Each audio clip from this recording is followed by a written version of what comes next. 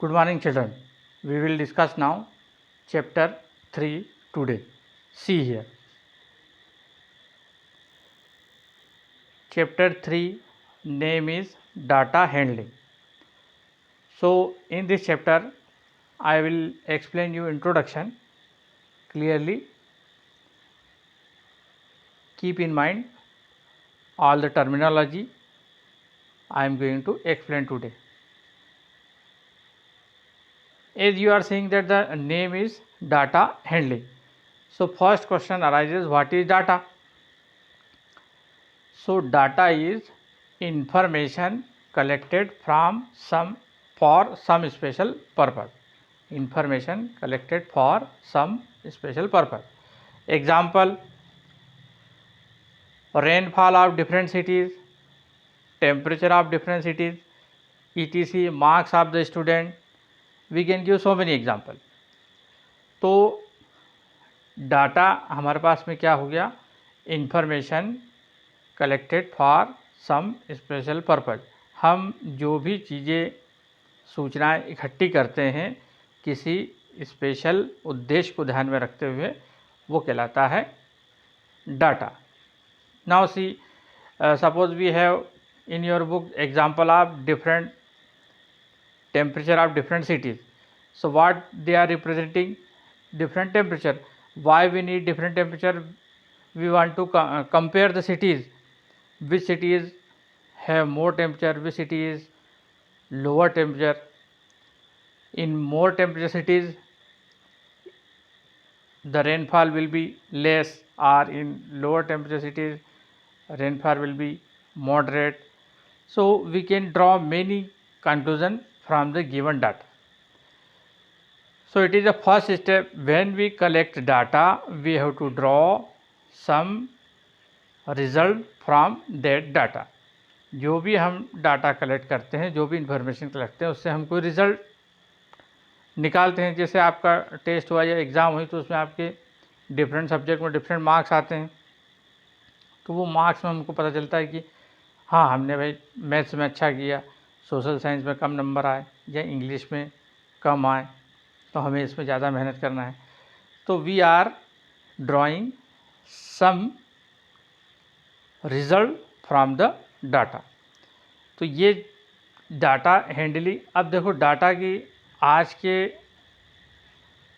समय में बहुत ज़्यादा इम्पोर्टेंस है। You know that our mobile phone पर हम जो भी एक्टिविटी करते हैं, वो मोबाइल फ़ोन ऑटोमेटिकली उस डाटा को कलेक्ट करता है, और ये डाटा सर्वर पर जाते हैं, और वो सर्वर वाला चाहे तो उसको किसी को बता सकता है। जैसे फॉर एग्ज़ाम्पल, हमने मोबाइल में यदि सर्च किया कि भाई हमें जीन्स चाहिए या स्वेटर चाहिए, तो हमने जीन्स या स्वेटर को देखा, तो यानी आपका इंटरेस्ट अभी जीन्स खरीदने का है, तो ये डाटा मोबाइल कलेक्ट कर लेता है। तो इस प्रकार से ये डाटा कई प्रकार के हो सकते हैं। आपका इंटरेस्ट, आप मशीनरी में इंटरेस्ट है, आपका कंप्यूटर में इंटरेस्ट है, आपका ड्राइंग में इंटरेस्ट है, या आपका स्पोर्ट्स में इंटरेस्ट है, या आपकी एक्टिविटी से पता चलता है।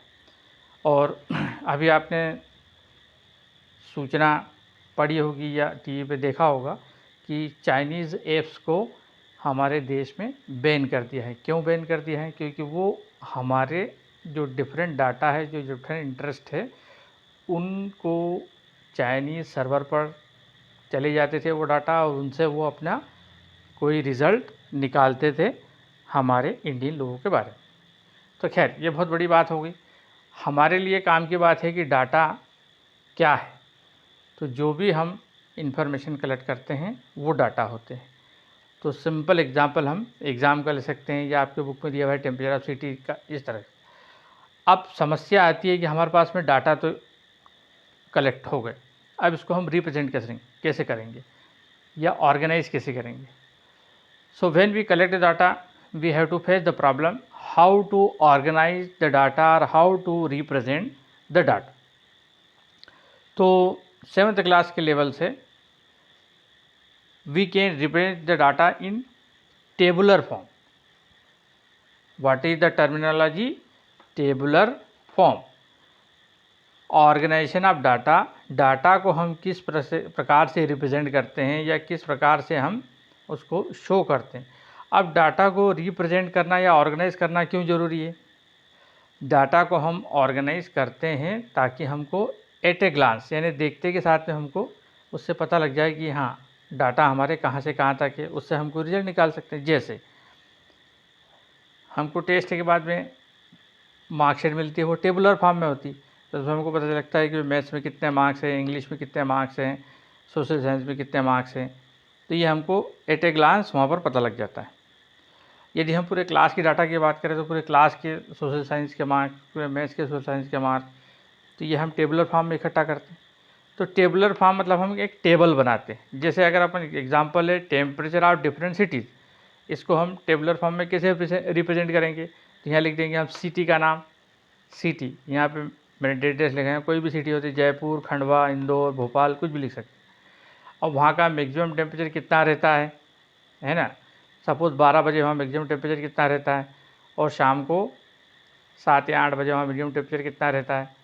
तो यहाँ पर मैक्सिमम टेम्परेचर, मिनिमम टेम्परेचर, तो ऐसे टेबल हमारा बन सकता है। मान लो मेरे पास 50 सिटी की डाटा है, 50 सिटी की डाटा में लिख सकता हूँ 50 सिटी के नाम, मैक्सिमम टेम्परेचर, मिनिमम टेम्परेचर। तो इस टेबल में देखने से हमको तुरंत पता लग जाता है कि कौन कौन सी सिटी में मैक्सिमम टेम्परेचर ज़्यादा होता है या कौन कौन सिटी में मिनिमम टेम्परेचर कम होता है। तो इस प्रकार से हमको ये टेबुलर फॉर्म में डाटा रिप्रेजेंट कर सकते हैं। अब डाटा रिप्रेजेंटेशन का एक दूसरा फॉर्म होता है frequency distribution table. Frequency distribution table, जब हमारे पास में डाटा नंबर्स में होते हैं, यानी जैसे 2 नंबर, 5 नंबर, 3 नंबर, 6 नंबर, जैसे मार्क्स हैं, मार्क्स बच्चों को कहाँ से कहाँ तक मिल सकते हैं? 1 नंबर से लेके 100 नंबर तक के का पेपर है तो 1 नंबर से लेके 100 नंबर मिल सकते हैं। अब ऐसे अगर 100 बच्चों का डाटा है तो उनको अगर हम लीनियर फॉर्म में लिखें एक के नीचे एक, तो ऐसे पूरी 100 की लाइन बन जाएगी, एक के नीचे एक लिखेंगे पूरे 100 तक के डाटा आ जाएंगे। तो इससे बचने के लिए हम फ्रीक्वेंसी डिस्ट्रीब्यूशन टेबल में उसको रिप्रेजेंट कर सकते हैं। जैसे किसी 10 नंबर का टेस्ट है, उसमें 2 नंबर 3 बच्चों को मिले, तो यहाँ 2 के आगे हम 3 टेली मार्क। ये फ्रीक्वेंसी डिस्ट्रीब्यूशन टेबल में कौन कौन से हमारे कॉलम होते हैं? पहला होता है ऑब्जर्वेशन। अब आपका ऑब्जर्वेशन कुछ, जैसे यहाँ मैंने मार्क्स का एग्जांपल लिया है, जैसे यहाँ मार्क 2 है, 5 है, ETC।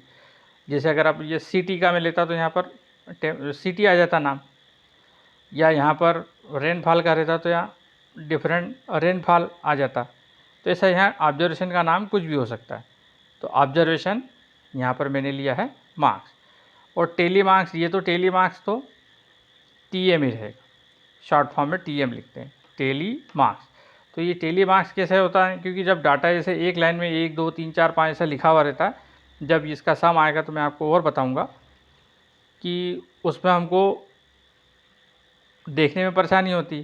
तो हम पहले उसमें से कोई सा भी डी चुन लिया, मान लो 2 चुना, वो कितनी बार है? 3 बार, तो यहाँ 3 डंडी लगा दी हमने और यहाँ पर फ्रीक्वेंसी लिख दी 3। फ्रीक्वेंसी का मतलब क्या है?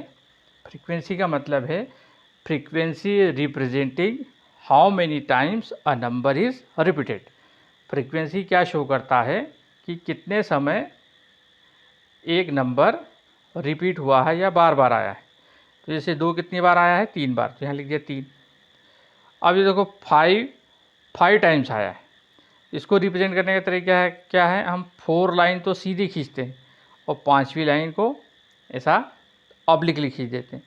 तो इससे क्या हो जाता है? ये एक 5 का ग्रुप बन गया, ये 5 का बंडल बन गया।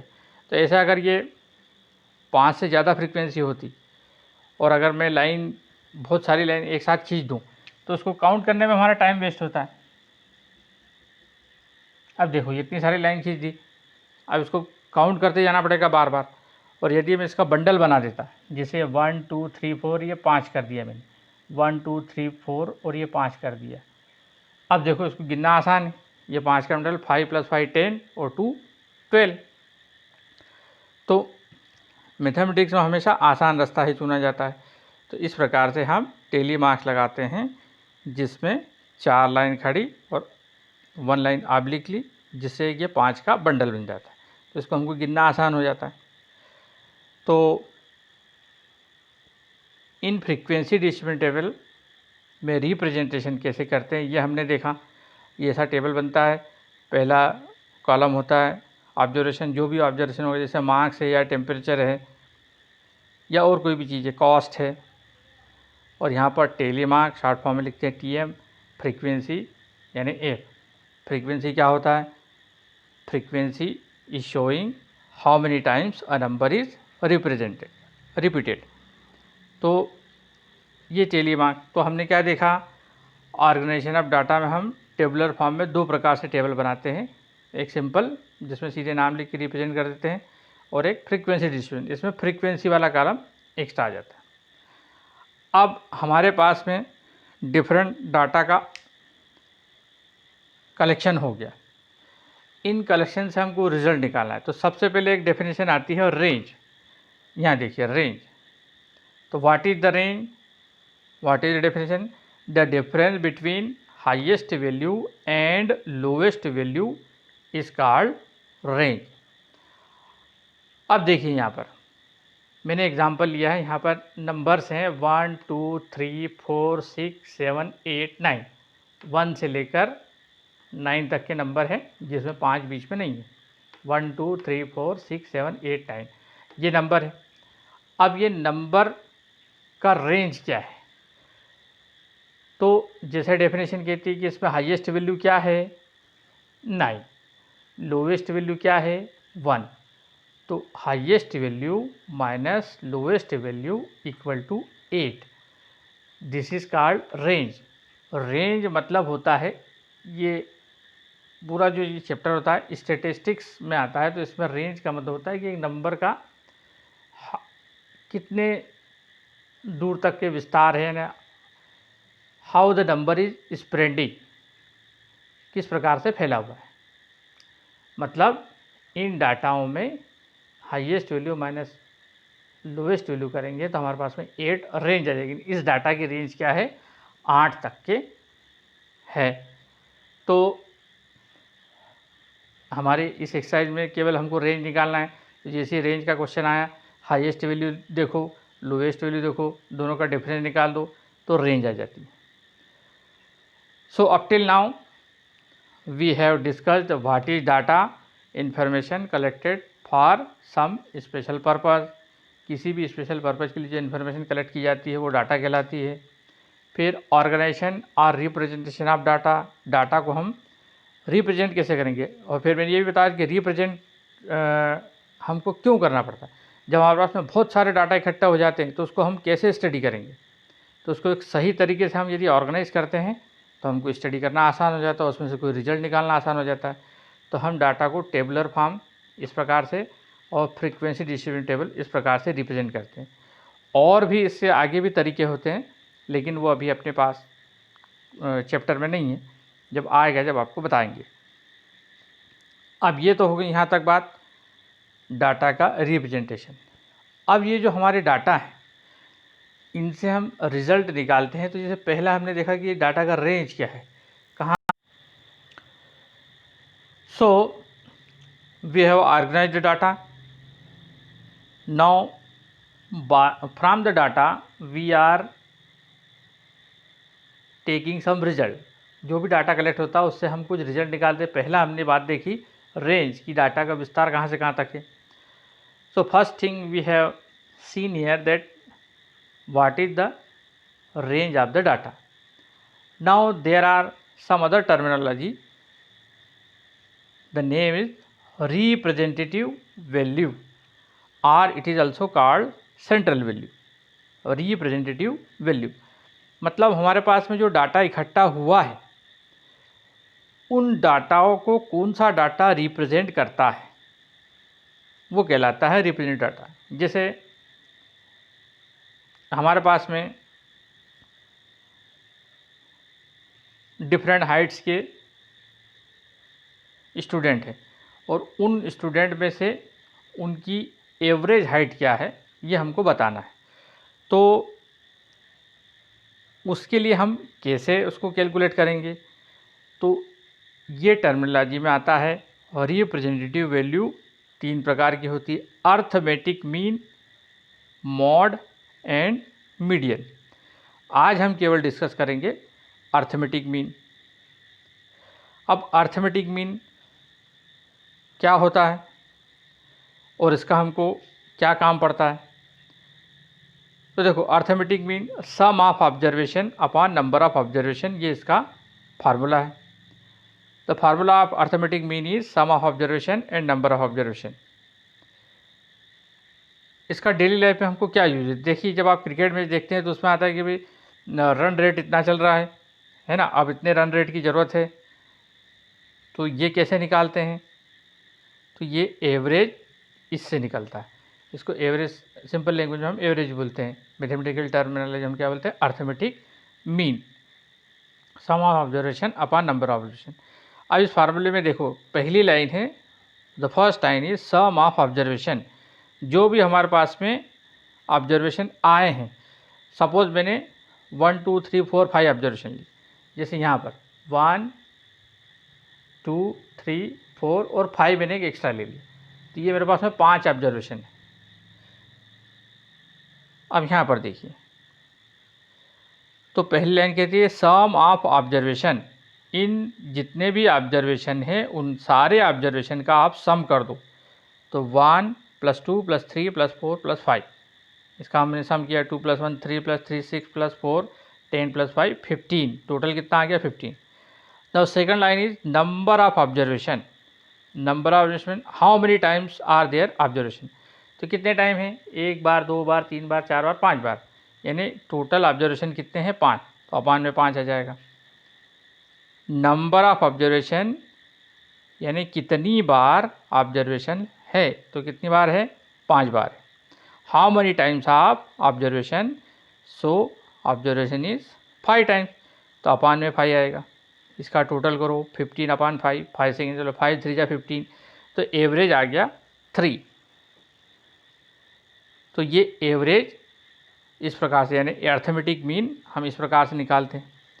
अब मान लो इस ऑब्जर्वेशन में यहाँ पर 0 आ जाता, 2 की जगह 0 आ जाता, तो भी वो एक ऑब्जर्वेशन है, तो नंबर ऑफ ऑब्जर्वेशन तो 5 ही रहते। जैसे ये 1 और यहाँ सपोज मैं 0 ले लेता, तो भी इसको भी गिनना पड़ता कि एक बार ऑब्जर्वेशन 0 है, यानी ये दूसरी बार ऑब्जर्वेशन, यहाँ 3, ये तीसरा ऑब्जर्वेशन, ये चौथा ऑब्जर्वेशन, 5वां ऑब्जर्वेशन, यानी 5 हो जाए। यानी अगर सम में यहाँ पर ऑब्जर्वेशन में 0 भी आया है तो उसको काउंट करना है और सम में भी उसको रखना है।